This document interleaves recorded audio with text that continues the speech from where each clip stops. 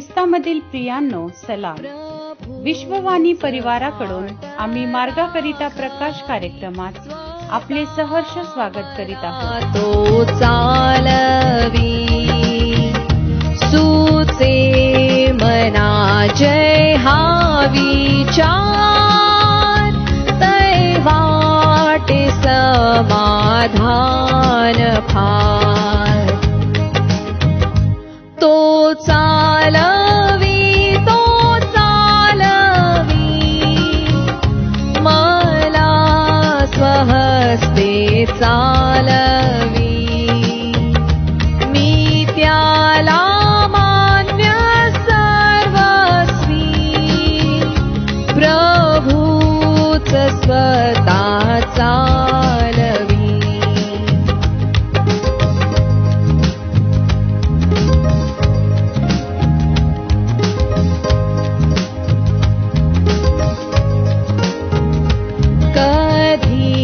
हर्षाच्या समयी, कधी क्लेशाच्या प्रलयी, सुखात की दुःखात मी, तो चालवी तो नेहमी. तो चालवी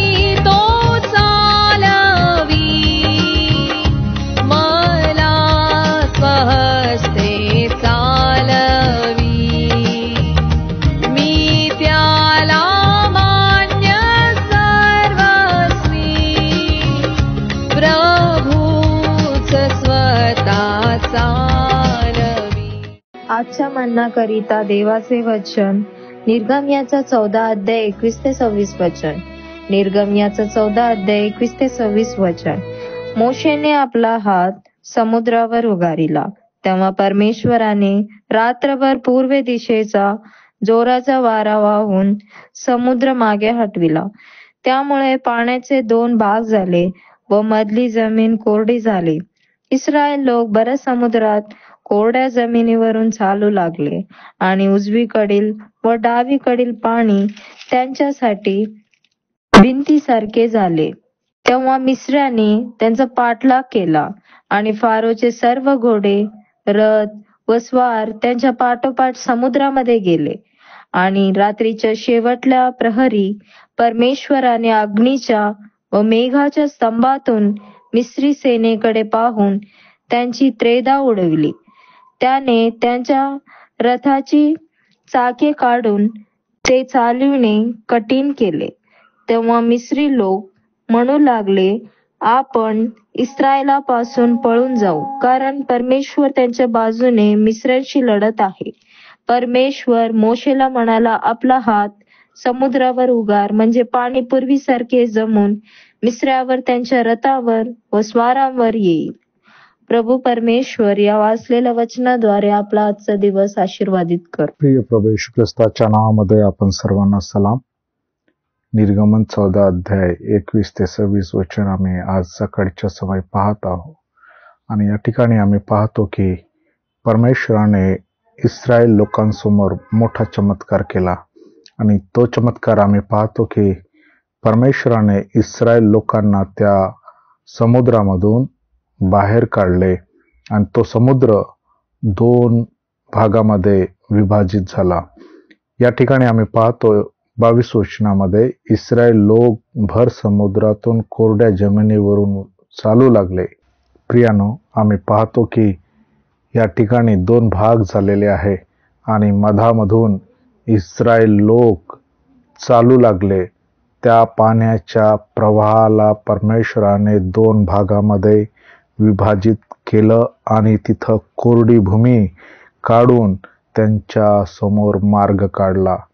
आजही तो परमेश्वर प्रभू येशू ख्रिस्ताला या भूतलावर पाठवलं, ज्याच्या द्वारे आज मनुष्याला स्वर्गात जाण्यासाठी मार्ग मोकळा केला.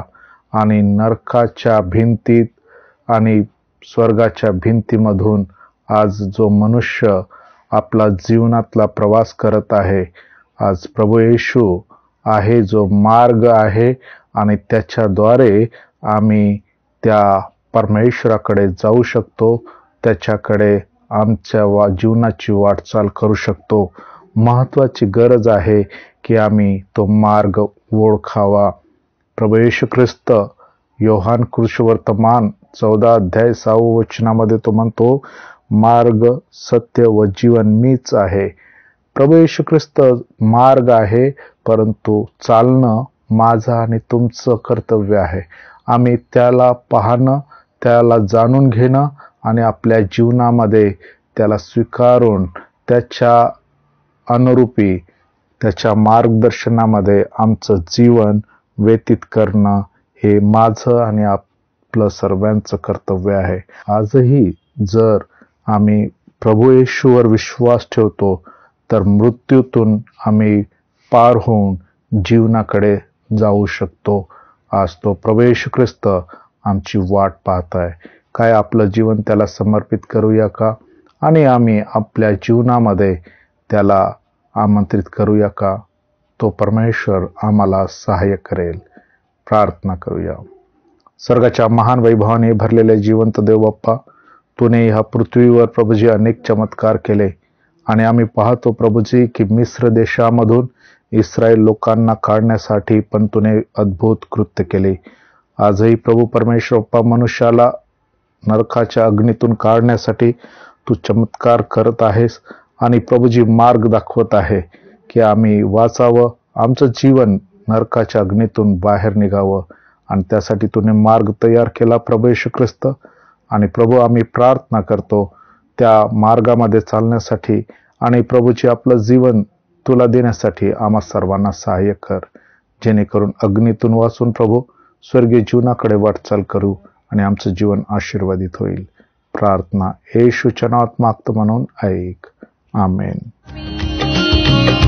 प्रभूच स्वतः चालवी,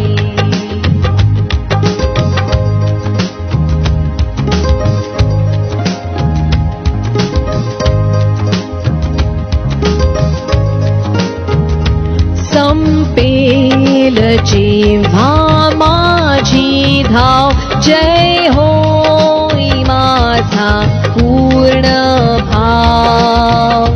तै मृत्यू तीरी न भिणार, प्रभूच चालवील पार.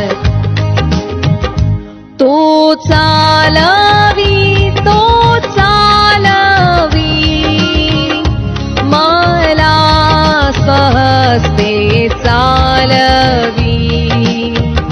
मी त्याला मान्य सर्वस्वी, प्रभूच स्वतः चालवी.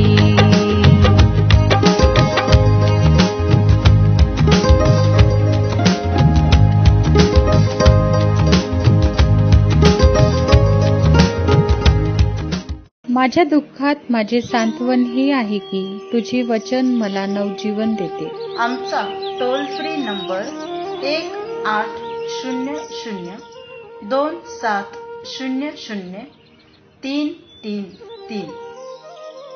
आम्ही आपणासाठी या नंबरवर प्रार्थना करण्यास उपलब्ध आहोत. धन्यवाद.